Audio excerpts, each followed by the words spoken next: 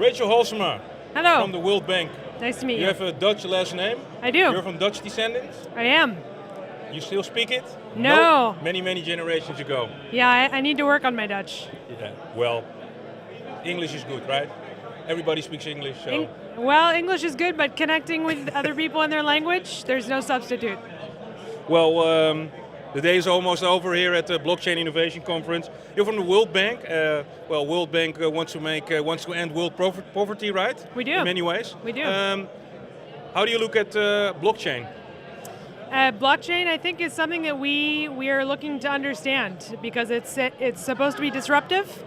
We had someone who's actually Dutch who's working with us who is saying if it's really disruptive, it's going to apply to everything, every industry. So supply chain, trade finance, all kinds of areas. And these are areas of concern for the countries that we work with. Yeah. So it's something that we want to understand and explore and cut through the hype a little bit by building some proof of concepts to demonstrate. What is the biggest challenge for the World Bank when it comes to poverty programs? Is it the local government, for instance? The NGOs? What is the biggest challenge? I think we're dealing with very complex problems. And the toolkit that you need to solve these complex problems takes a lot of different forms. And a lot of time. A lot of time. We heard from the last speaker today that multilateralism takes a lot of effort. And once it's done, it's stable. But bringing people to the table, it's a combination of having the vision, having the enthusiasm, getting the right people. That takes a lot of effort. Are there any pilots being done, blockchain pilots, by the World Bank?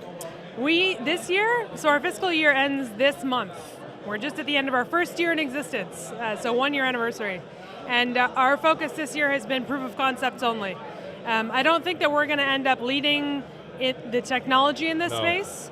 You're going to wait for the market, let it. Right. Private sector players, exactly. But we do want to closely follow that space because I think it's important for us to have our heads in the right place. Yeah. Understand where things are happening.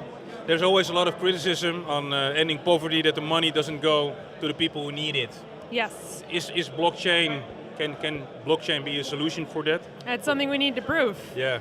When we talk about cross-border payments, there's a lot of questions around how that actually works. Do you have central bank issued digital currency? What is the mechanism? Is it tokenized fiat? Who backs it? Who makes sure there are protections in place? But I can definitely understand the desire of donor countries, especially places like Denmark and the Netherlands, to have traceability of humanitarian aid. A lot of challenges ahead. A lot of challenges ahead, yes. Where are we going to be? Because, today's theme was a lot about, we talked about it and now we have to do something. When do you think the World Bank is going to do the first projects? Are you talking in years, in months? Blockchain projects? Anxious, you just waiting. What does the private sector do? When does it work?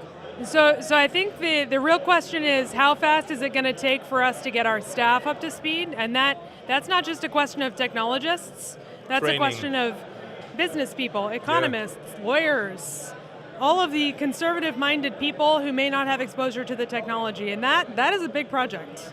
So I would say that we need to take the time to invest in the people and then we'll see the result. But I wouldn't rush it. Thanks a lot. Rachel Halsema, World Bank. Great.